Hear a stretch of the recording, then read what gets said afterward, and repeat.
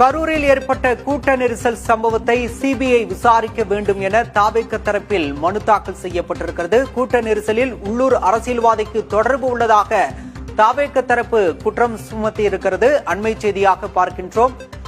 கரூரில் ஏற்பட்ட கூட்ட நெரிசல் காரணமாக இதுவரை 41 பேர் உயிரிழந்திருக்கின்றனர். இந்த நிலையில் இந்த சம்பவம் தொடர்பாக சிபிஐ விசாரிக்க வேண்டும் என தாவேக தரப்பில் மனு அளிக்கப்பட்டிருக்கிறது. ஏற்கனவே பாஜக மாநில முன்னாள் தலைவர் அண்ணாமலையும் இந்த கோரிக்கையை வலியுறுத்தியிருந்தார்.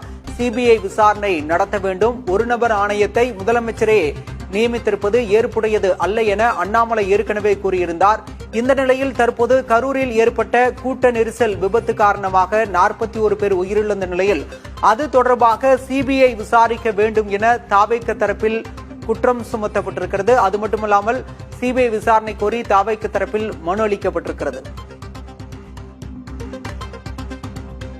விவரங்களோடு செய்தியாளர் சுப்பையா இணைந்திருக்கிறார். சுப்பையா, இது எந்த அமர்வில் முறையிடப்பட்டிருக்கிறது? இந்த மனுவும் எப்போது விசாரணைக்கு வர உள்ளது?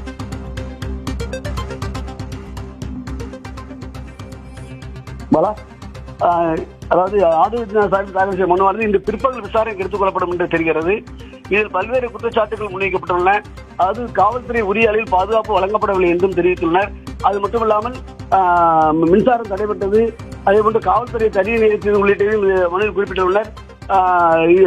இதில் சதி திட்டம் நடந்துள்ளதால் சிபிஐ விசாரணை வேண்டும் என்ற ஒரு கோரிக்கையை முன்வைத்து இந்த மனுவில் ஆதரவு குறிப்பிட்டுள்ளார்.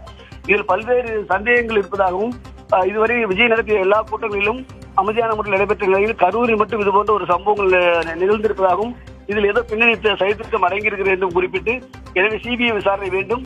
அதே போன்று விஜயம் அந்த சம்பவ இடத்திற்கு சென்று பாதிக்கப்பட்டவர்களை நேரில் சென்று பாதிக்கப்பட்டவர்களை பார்த்து நிவாரணம் அளிக்க இருப்பதாகவும் ஆறுதல் கூற இருப்பதால் அதுக்கு உரிய பாதுகாப்பையும் வழங்க வேண்டும் என்றும் கேட்டும் அந்த மனுவில் குறிப்பிட்டுள்ளார். பாலா,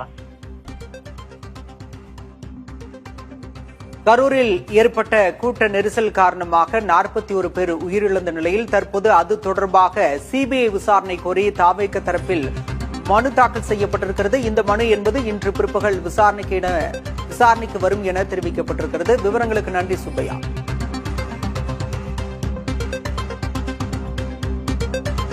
கரூரில் ஏற்பட்ட கூட்ட நெரிசலில் சிக்கி 41 பேர் உயிரிழந்த நிலையில் 50க்கும் மேற்பட்டோர் கரூர் அரசு மருத்துவமனையில் சிகிச்சை பெற்று வரக்கூடிய சூழலில் இந்த சம்பவம் தொடர்பாக சிபிஐ விசாரணை கோரி தாவேக தரப்பில் நீதிமன்றத்தில் அணுகப்பட்டிருக்கிறது. இந்த மனு என்பது இன்று பிற்பகலில் விசாரணைக்கு வரவுள்ளது.